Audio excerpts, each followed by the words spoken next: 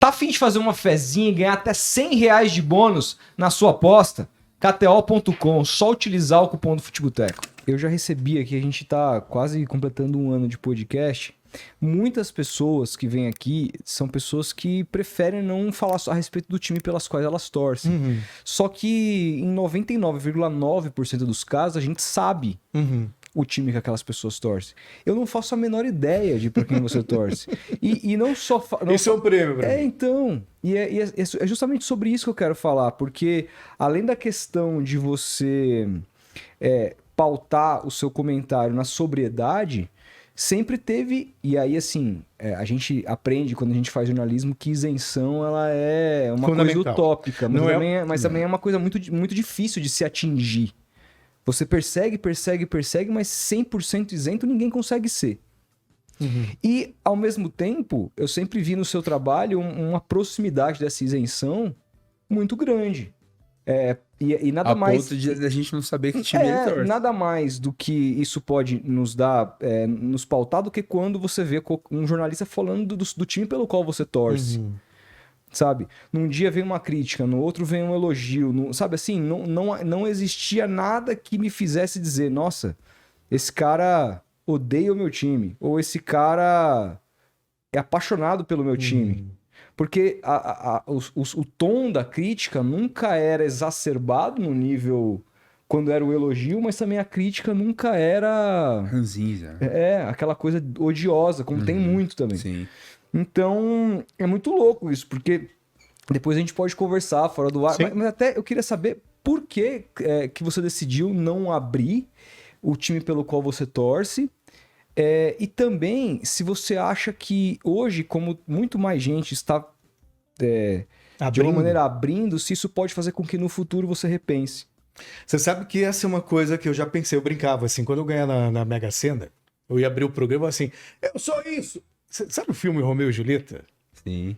Que tem lá a personagem do Casamento de Romeu e Julieta. O caso do Romeu e Julieta. Sim. E acho que é Marco Rica. Marco Rica. Faz o Ele tá no avião, ele fala assim pro sogro dele, sou corintiano, porra! Então... Esse filme é maravilhoso.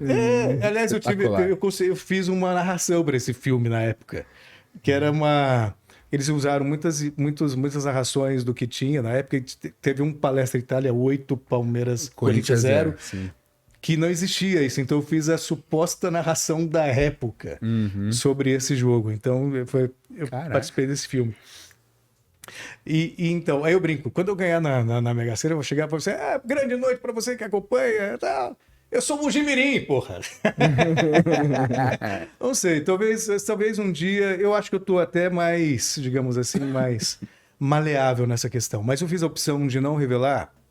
Primeiro porque eu acho que o público não está preparado para a verdade. Então, isso que vocês estão me falando agora sempre foi o meu termômetro.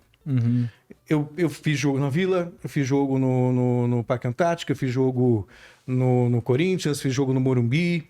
E muitas vezes, quando você faz jogos, você sai da cabine e você passa por entre os torcedores. Claro.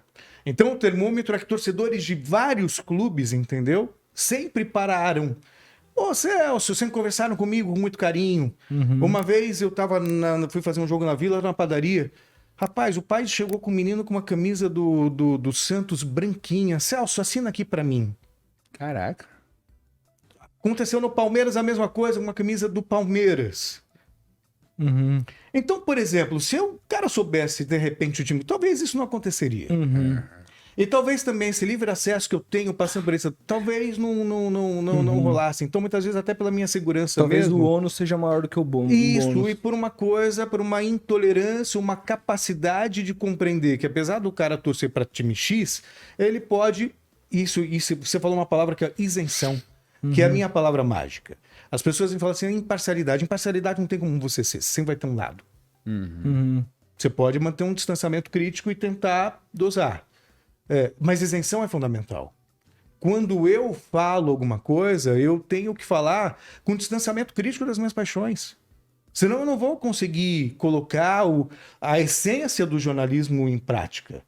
E isso sempre foi um cuidado que eu tive e vou continuar tendo.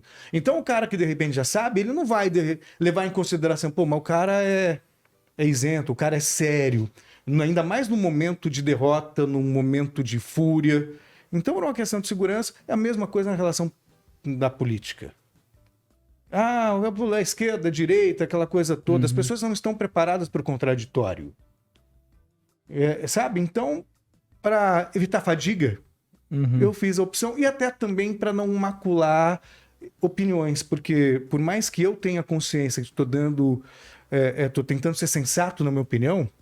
Se eu falar bem, é porque torce pro time. Se eu falar mal, é porque tá com a cabeça inchada falando do time. Isso entendeu? vai fazer com que você pense e repense muito mais a respeito de qualquer opinião que você vai dar, não só sobre aquele time pelo qual você revelou torcer, mas pela opinião de um rival dele. Sim. Puta, Sim. peraí.